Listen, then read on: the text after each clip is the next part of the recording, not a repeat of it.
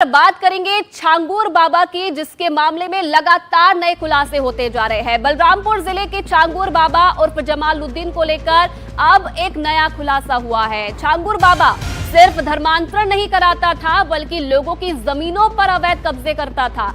एक विधवा महिला रहबरी खातून रब्बानी पुलिस को उन्होंने जानकारी दी है कि छांगूर बाबा और उसके गिरोह ने न सिर्फ जबरन जमीन पर कब्जा करने की कोशिश की, बल्कि घर पर ताला भी लगा दिया।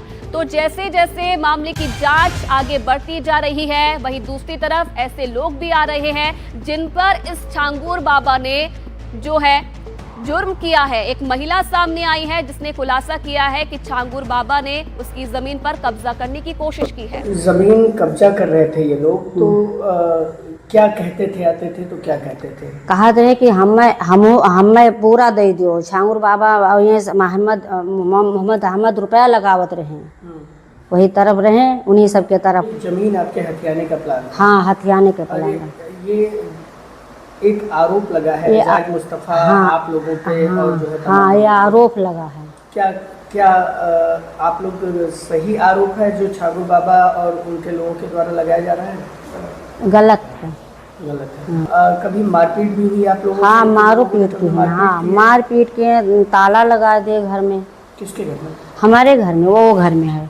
ये घर नहीं बना था, ये भी नया घर बना है।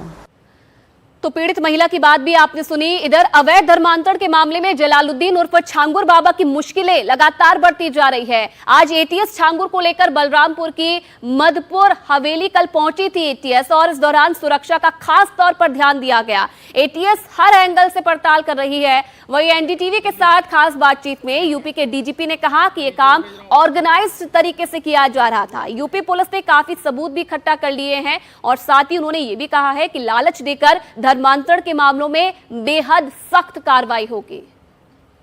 सर, एक सवाल उस मामले को लेकर पूछना चाहूँगा जो मामला बहुत चर्चा में, धर्मांतरण कोई नई चीज़ नहीं है, लेकिन एक जो नया खुलासा हुआ है छांगूर बाबा का, इसमें जातियां देख करके लड़कियों को टारगेट करना, एजेंट्स को लाखों लाख रुपए देना, 8 से 16 लाख रुपए देना, यूपी एटीएस ने पकड़ा है। बहुत बड़ा गिरोह है, 106 करोड़ की खुलासा भी हुआ है। इस मामले को यूपी पुलिस अभी तक अब क्या क्या किया है, और आगे आपको क्या लगता है इसमें कितना बड़ा नेक्सस हो सकता है? देखिए, जैसे कि आपने खुद ही बताया कि मामले की गंभीरता और उसकी व्यापकता बहुत ज़्यादा है, और इसके पीछे बहुत सारा मनी का ट्रांजैक्शन है, और एक ऑर्गेनाइज्ड वे में ये कार्य किया जा रहा था। UP ATS Uttar Pradesh police की एक एलीट एजेंसी है, जिसमें हमारे बहुत अच्छे इन्वेस्टिगेटर्स रहते हैं। उन्होंने अभी तक इस इन्वेस्टिगेशन को आगे ले जाते हुए काफ़ी साक्ष्य इकट्ठे किए हैं। उन साक्ष्यों को ऑनरेबल कोर्ट के सामने प्रस्तुत किया गया है। उन साक्ष्यों के आधार पर ऑनरेबल कोर्ट ने 7 दिन का पुलिस कस्टडी रिमांड दिया है। उस पुलिस कस्टडी रिमांड में हमारी एटीएस की टीमें जो हैं वो लगी हुई हैं आगे की कार्रवाई, इन्वेस्टिगेटिव कार्रवाई में, और मुझे पूरा विश्वास है कि हम घटना की तह तक पहुँचेंगे, और घटना के पीछे जिनका भी हाथ होगा, जो लोग भी इन्वॉल्व होंगे, उनके खिलाफ कड़ी से कड़ी कार्रवाई होगी। सर, धर्मांतरण जैसा मुद्दा जो है ना, ये ख़त्म क्यों नहीं हो पा रहा है? क्या सिर्फ पैसा इसकी वजह है, या कुछ और आपको लगता है? अलग अलग लोगों की अलग अलग वजहें हो सकती हैं, लेकिन जो कानून सम्मत बात है वो ये है कि धर्मांतरण किसी भी प्रलोभन में देना, किसी भी मनी के प्रभाव में करना, किसी भी अन्य कारण से करना, जो एक Uttar Pradesh anti conversion law है, उसमें विभिन्न प्रकार के कंपोनेंट्स हैं, लॉ के कंपोनेंट्स हैं।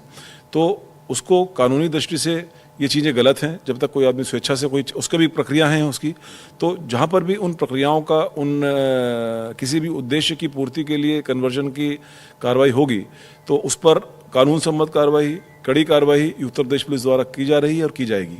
नए सिरे से पूरे उत्तर प्रदेश में फिर से कन्वर्जन कहाँ कैसे हो रहा है, इसकी भी अब तलाश एक नए सिरे से। ये एक सामान्य प्रक्रिया है जिसमें शिकायतें प्राप्त होती हैं।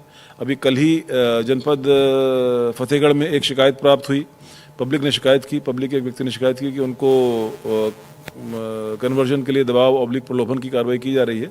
पब्लिक की शिकायतें प्राप्त होती हैं, कभी कुछ इंटेलिजेंस रिपोर्ट्स प्राप्त होती हैं, उनके बेसिस पर पुलिस द्वारा जो लीगल एक्शन है वो लिया जाता है, और वो जो उत्तर प्रदेश में जो कानून है उसके अनुसार वो कार्रवाई की जाती है।